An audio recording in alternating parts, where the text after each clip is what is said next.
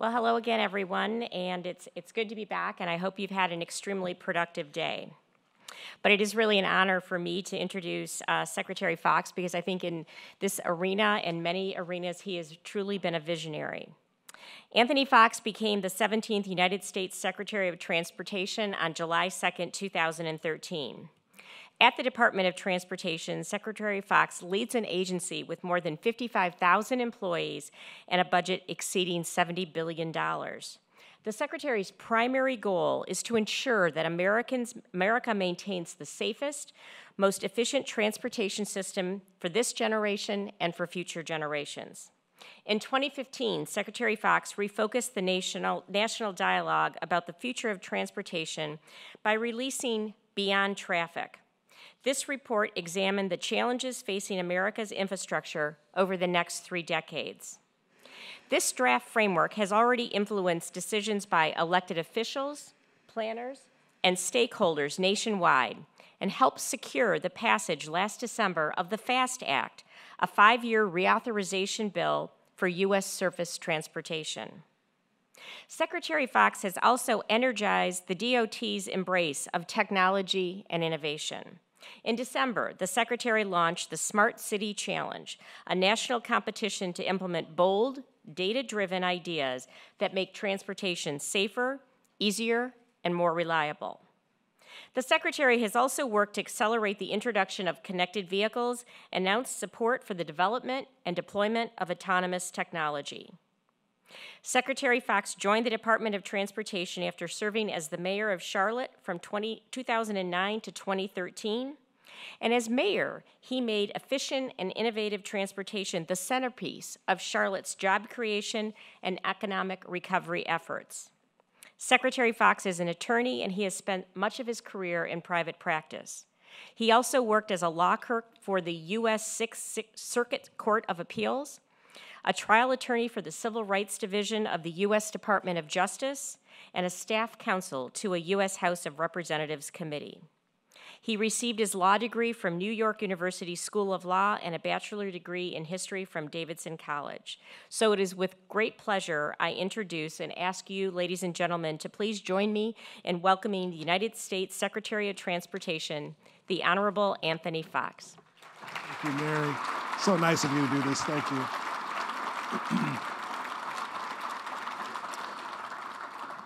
Thank you, Mary, very much, and good afternoon, everybody. It's good to be here in Detroit, and I want to thank Billington CyberSecurity for hosting the first ever Automotive CyberSecurity Summit. And I also want to acknowledge a very important member of my team who's been here participating on a panel, Dr. Mark Rosekind, our NHTSA administrator. Please give him a round of applause for the excellent work he's doing for us. Listening to what Mary just said, I thought I might just take a minute at the outset to talk about what we've been doing at the U.S. DOT over these last 3 years. In many ways, what we're trying to do is lay a new foundation for U.S. transportation. And unfortunately, when we do many of the things we do, they look like they're in isolation from each other. But in reality, so much of what we've been doing fits into a cohesive idea of how American infrastructure needs to evolve. Whether it's pushing hard for the first long-term surface transportation bill in a decade, or standing up an innovative financing center within the U.S. DOT to help forge more public-private partnerships in transportation, whether it is doing every single thing we can, we'll spend some time on this today, trying to raise the bar on safety, extending it into some areas that may be considered non-traditional, like bicycle and pedestrian safety, in addition to our more conventional focus on automobiles and trucks and airplanes and ships and every other mechanism that moves around the country. Whether it's drawing attention to the country's need to build an inclusive infrastructure, one that invites people in, expands opportunity, creates better connections, so that every American, no matter who and where they live, has a real shot at the American dream. These are just some of the things that we have been working towards in the last 3 years, and I dare say we have built an incredible foundation on which these things will bear fruit in the future. Now, there's also another very pressing issue that I want to tackle at the outset here, and you'll laugh about it, but it's actually a serious one, and that is over the last 2 weeks, the level of distraction that is occurring on our roadways due to this Pokemon Go app.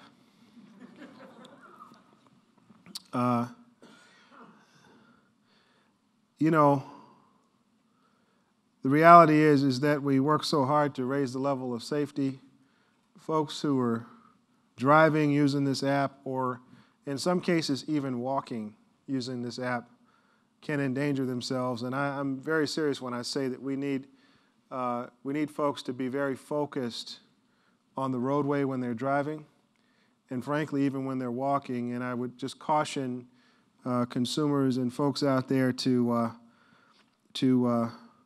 not allow themselves to get distracted from what they're doing and get into some trouble because they're trying to find a Pokemon. It's unfortunate you have to say these things, but you do. Okay, so back to Detroit. Earlier this year, in this very conference center, during the North American Auto Show, I announced DOT's efforts towards the safe deployment of autonomous vehicles.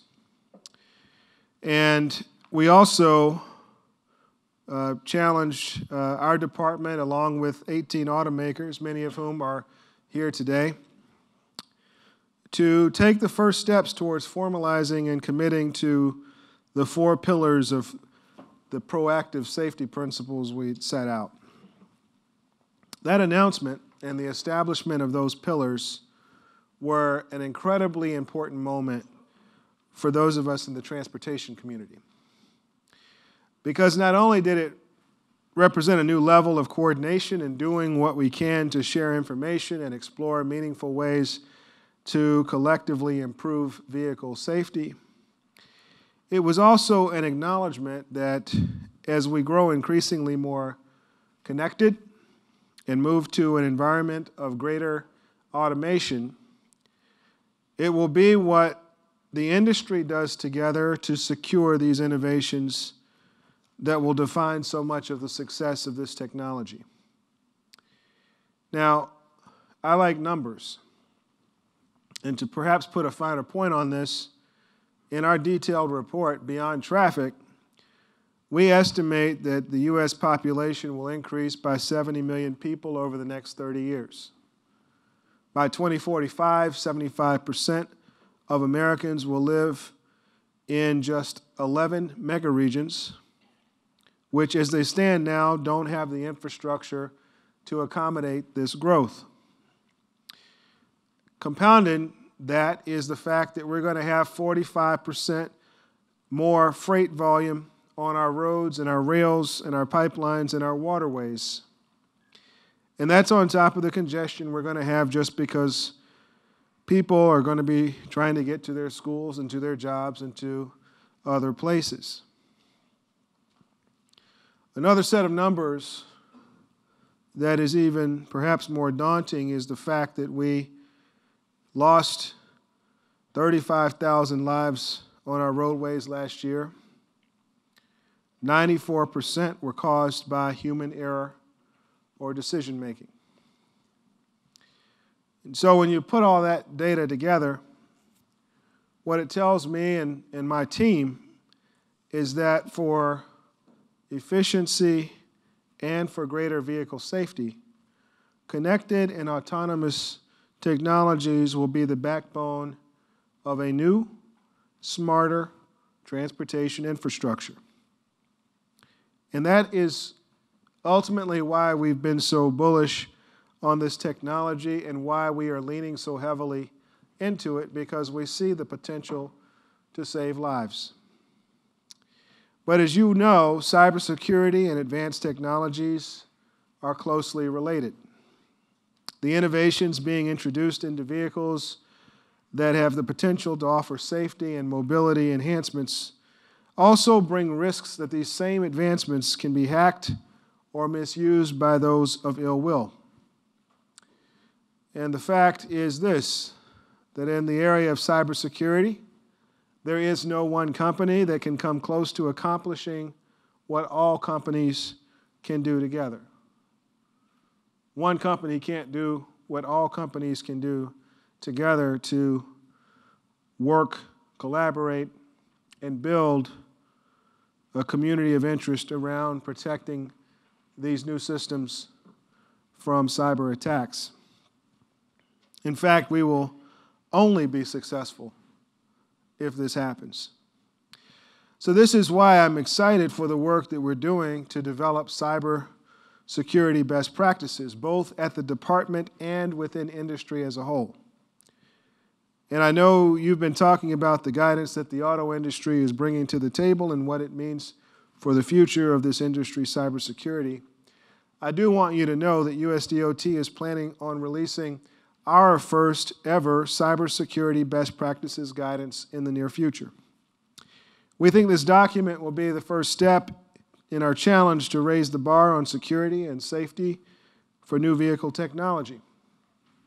And it will help the entire global auto industry reach our shared goal of securing the next generation of vehicles and automotive technology.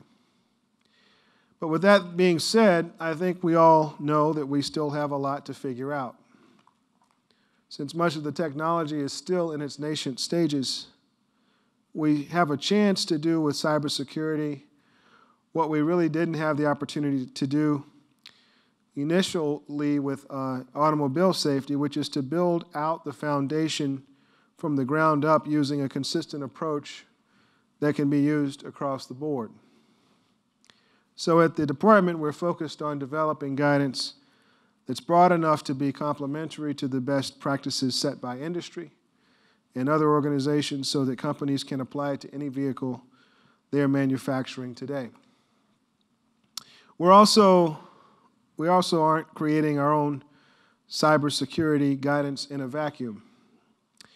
While we do have some of the brightest minds at USDOT working in this area, we have made a point of seeking out other governmental agencies, academics, suppliers, manufacturers, researchers, to draw on their expertise. We looked at our own work. We looked at existing best practices in other sectors. We held a public meeting in January that more than 300 people attended, and we mostly listened. And we heard so many great ideas and recommendations, some of which have been covered in other best practices shared here today. But one particular point that stood out was having a senior person in each company responsible for cybersecurity as a best practice. This not only creates visible representation of commitment to cybersecurity, it also promotes accountability and a central point of contact within the company, helping to streamline and standardize new processes. We also heard that establishing a culture that proactively tests systems and vehicles for vulnerabilities is standard practice in many sectors.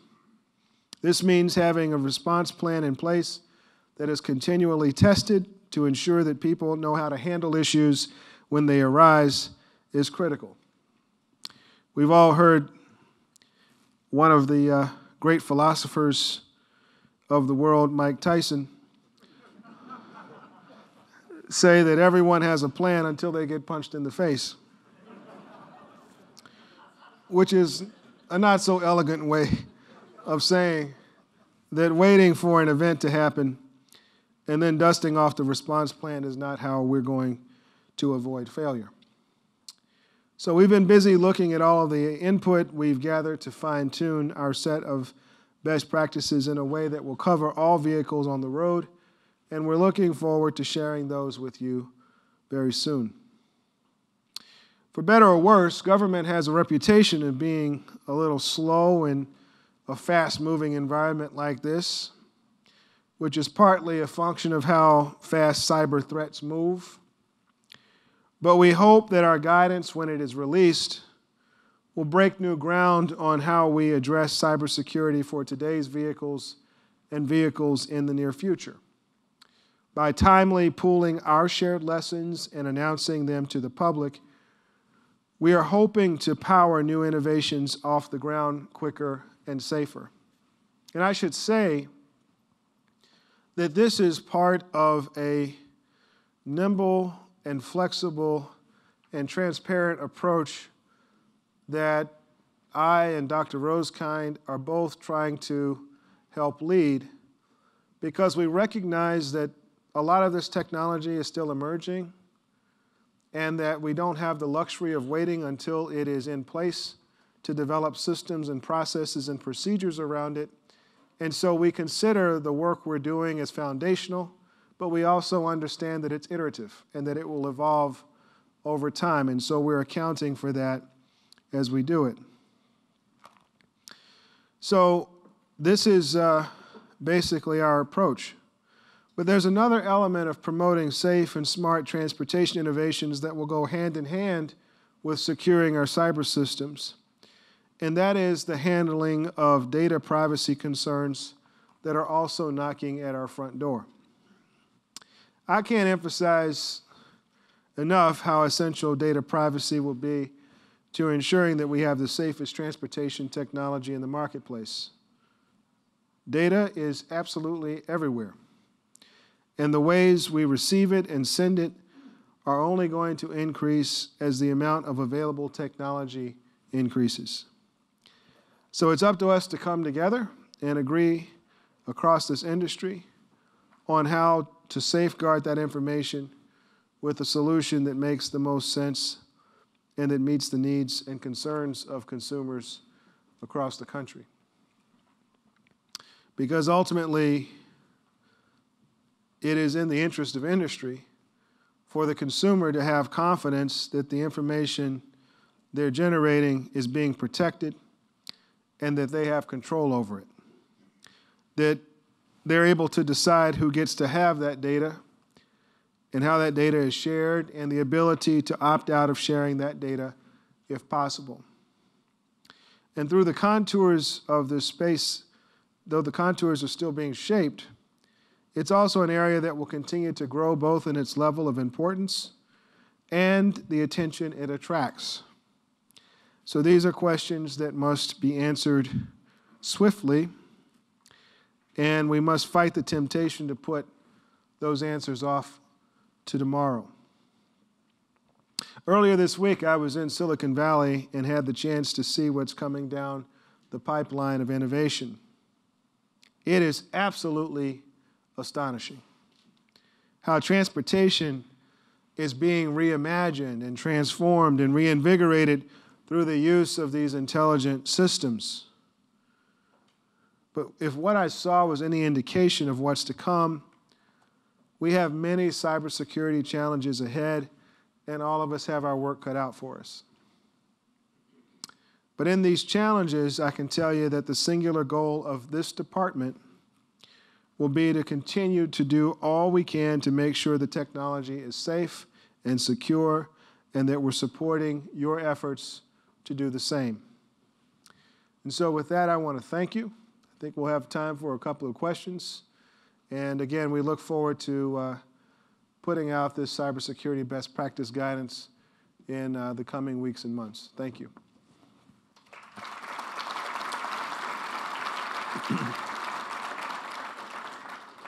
Thank you very much, Secretary Foxx. If anyone has questions, please put them on a note card if you could. You announced a $4 billion investment in autonomous last January. What's the status? Give us that. Well, Congress is on recess. It's actually a $4 billion request for research and further development of autonomous vehicles and connected vehicles. And we're so thrilled the President supported that inclusion in his budget, but it ultimately will be up to Congress to approve that allocation, and we are hopeful that they will.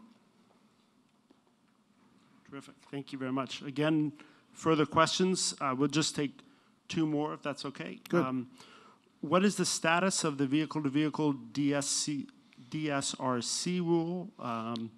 If you could discuss, will it get released and adopted this year?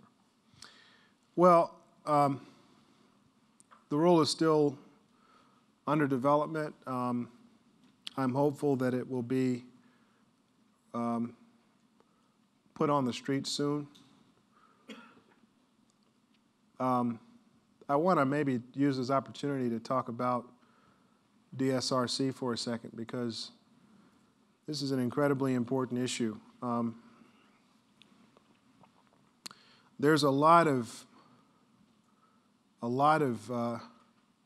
discussion out in the world about how necessary DSRC is.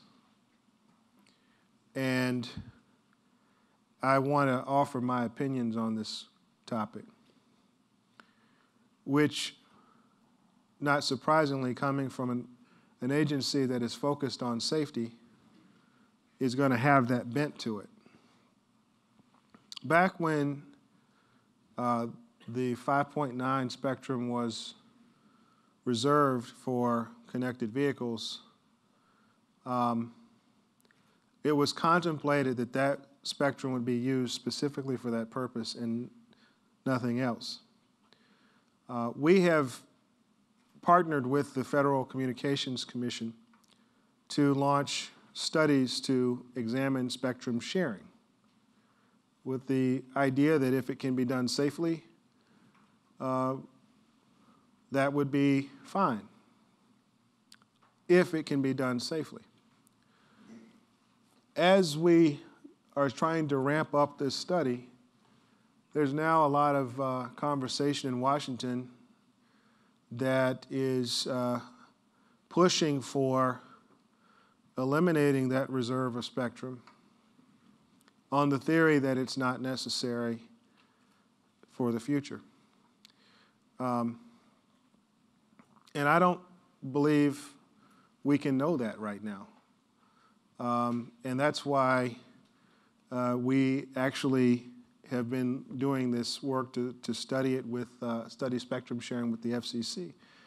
So, and I think the message I would send to those out there who would like to see this spectrum put up for auction is you have a heavy burden to show that this spectrum never would be necessary to save a life. And unless you can say it with absolute certainty and prove it, we need to hold on to it until we're sure. Because once you let it go, you're not going to get it back. Terrific. That's my public service announcement for the day.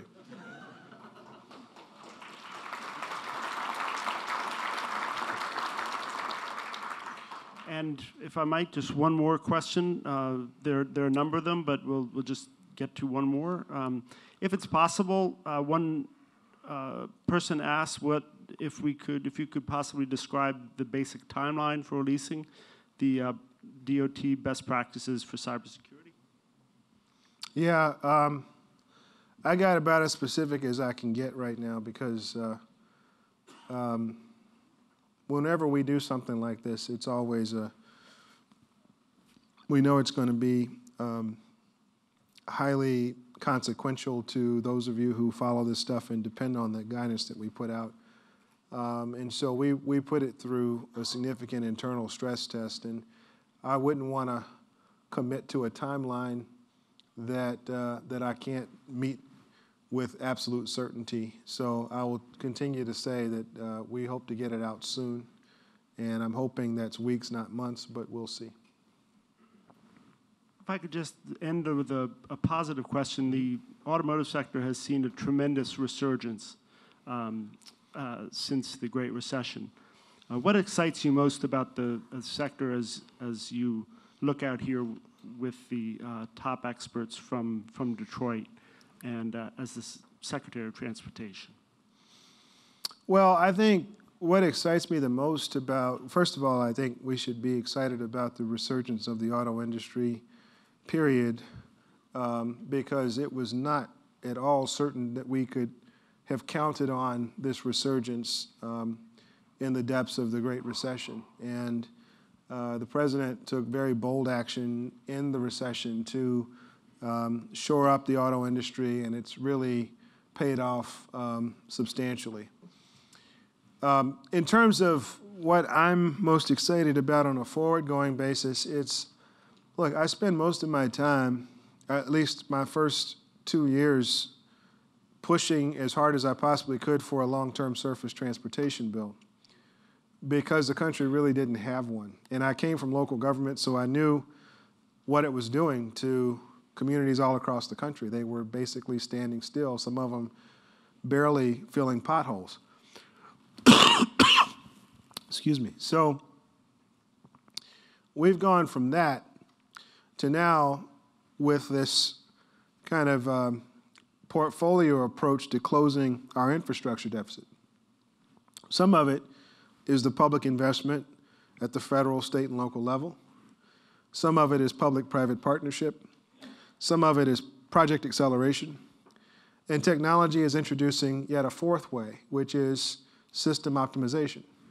So the promise of vehicles being able to move closer together because they're connected, they're talking to each other, they're able to do it safely, also holds promise to potentially create more capacity on our roadways, and that is an exciting prospect. So it's not exactly the way you might have drawn it up in the books for how to close the infrastructure deficit, but using these different strategies, I'm more hopeful that we will be able to get there. Thank you.